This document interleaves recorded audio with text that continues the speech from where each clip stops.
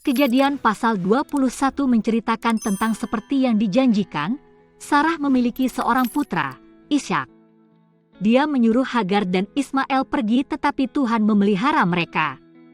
Abraham dan Abimelekh membuat perjanjian. Ayat 1. Tuhan memperhatikan Sarah, seperti yang difirmankannya, dan Tuhan melakukan kepada Sarah seperti yang dijanjikannya. Ayat 2.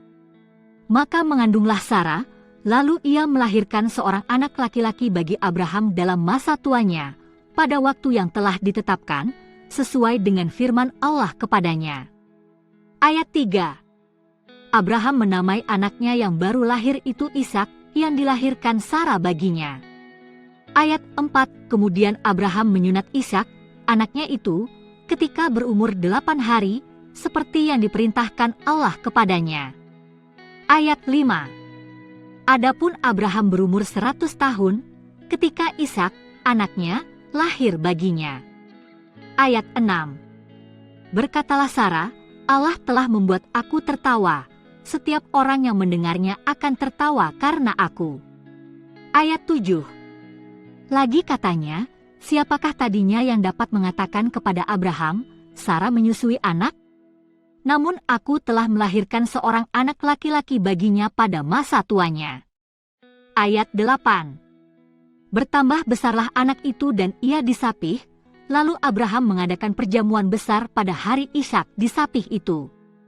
Ayat 9. Pada waktu itu Sarah melihat bahwa anak yang dilahirkan Hagar, perempuan Mesir itu bagi Abraham, sedang main dengan Ishak, anaknya sendiri. Ayat 10. Berkatalah Sarah kepada Abraham, usirlah hamba perempuan itu beserta anaknya, sebab anak hamba ini tidak akan menjadi ahli waris bersama-sama dengan anakku Ishak. Ayat 11.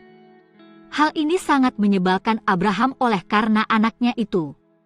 Ayat 12. Tetapi Allah berfirman kepada Abraham, janganlah sebal hatimu karena hal anak dan budakmu itu, dalam segala yang dikatakan Sarah kepadamu, haruslah engkau mendengarkannya, sebab yang akan disebut keturunanmu ialah yang berasal dari Ishak. Ayat 13. Tetapi keturunan dari hambamu itu juga akan kubuat menjadi suatu bangsa, karena ia pun anakmu. Ayat 14. Keesokan harinya pagi-pagi Abraham mengambil roti serta sekirbat air dan memberikannya kepada Hagar. Ia meletakkan itu beserta anaknya di atas bahu Hagar, kemudian disuruhnyalah perempuan itu pergi. Maka pergilah Hagar dan mengembara di padang gurun Bersyeba. Ayat 15. Ketika air yang dikirbat itu habis, dibuangnyalah anak itu ke bawah semak-semak. Ayat 16. Dan ia duduk agak jauh, kira-kira sepemanah jauhnya, sebab katanya, tidak tahan aku melihat anak itu mati. Sedang ia duduk di situ, menangislah ia dengan suara nyaring. Ayat 17.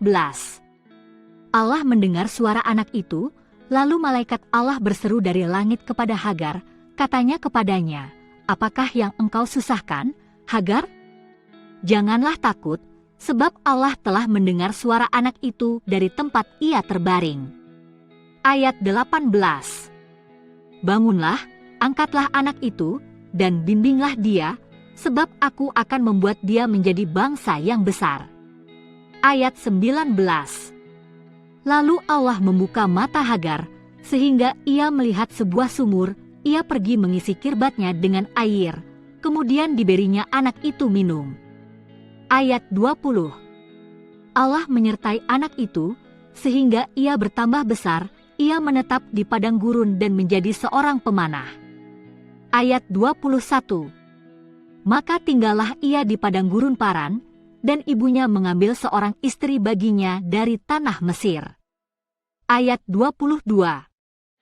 Pada waktu itu Abimelekh, beserta Pihol, panglima tentaranya, berkata kepada Abraham, Allah menyertai engkau dalam segala sesuatu yang engkau lakukan. Ayat 23. Oleh sebab itu, bersumpahlah kepadaku di sini demi Allah, bahwa engkau tidak akan berlaku curang kepadaku, atau kepada anak-anakku, atau kepada cucu cicitku, Sesuai dengan persahabatan yang kulakukan kepadamu, demikianlah harus engkau berlaku kepadaku dan kepada negeri yang kau tinggali sebagai orang asing. Ayat 24.